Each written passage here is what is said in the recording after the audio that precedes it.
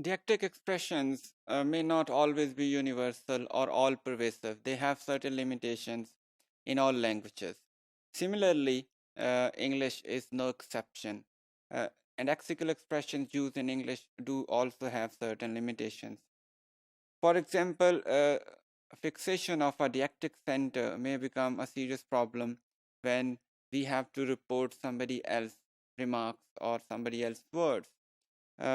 Imagine, in order to understand this further, imagine my son says to my daughter, uh, to his sister, "Why don't you want to come to the park with me?" And this is a statement uttered by the speaker himself. When she reports this to me, she says she has a choice of several ways to say it. I mean, when we report things to other people, what has already been said or uttered or happened, we do have a choice to include our own choice of vocabulary and other linguistic elements. So, in this particular situation, uh, the daughter, my daughter has certain choices to say this. For example, she might say Eddie, which is the brother in this situation, said, "Why don't you want to come to park with me?" She may also say, "Eddie asked why I didn't want to come to the park with him." And she may also say, Eddie complained that I didn't want to go to the park with him. In third, sentence 3, you can see the deictic center is partly projected from Eddie's original perspective. The daughter encodes this projection in her use of I and him and didn't, while her retention to come is still faithful to the deictic center of Eddie's utterance. How Eddie projected the deictic center in his own way, she is also projecting the deictic center by using to come. Didn't want to come. So if you say the sense of direction here, it is the same which Eddie projected in his original statement. So the daughter is also retaining the same deictic center in the statement. However, she might change this. For example, in fourth sentence, you can see Eddie complained that I didn't want to go to the park. So you can compare this with to come, and you can see that the deictic center or the direction of movement has changed in these two sentences.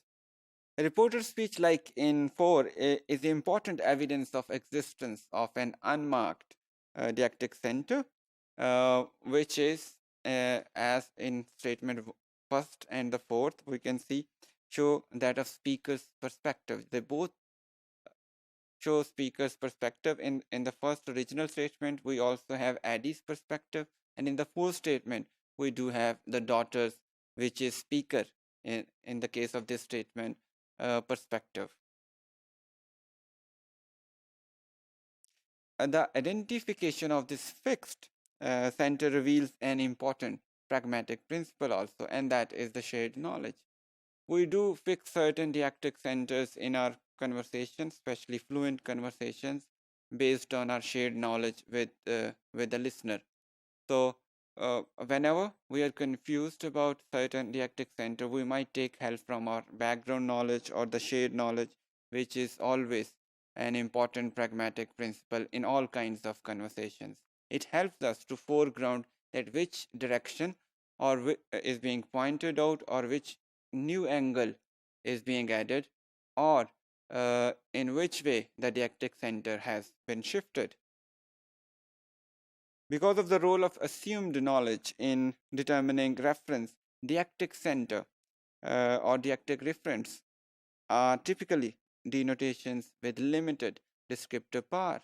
For example, we can say that the pronouns, based on this argument, we can say that the pronouns you, I, you, me, and us are semantically empty tokens in the sense that they lack descriptive power, that the names of the people they refer to, as compared to the names they refer to, they lack that descriptive power. So there could possibly be certain problems in fixing or in locating the deictic center in an exact way. But this could be understood by using our shared knowledge with the addressee.